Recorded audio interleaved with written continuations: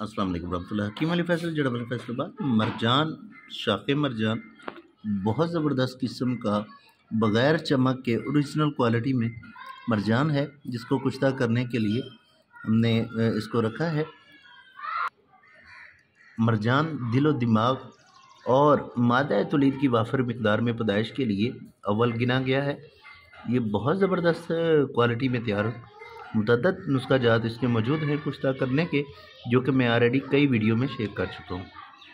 जी प्यारे दोस्तों, हमने जो है इसको आग दे लेने के बाद इसको जो अब निकाल लिया माशाल्लाह से। ये देख लें कि बिल्कुल फुले बने हुए, इंतहाई लतीफ़ और ज़बरदस्त। मकदार खुराक जो है वो इसकी 1 रती से 2 रती तक मुनासिब दरका जात के साथ इसको इस्तेमाल किया जाता है।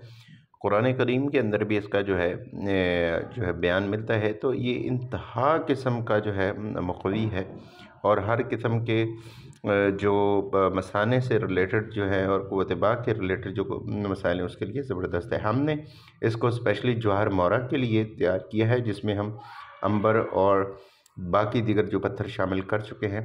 अभी मरजान की बारी थी और अर्के गुलाब के अंदर इसको जो है हम मुकम्मल तौर पे सलाया कर लेंगे।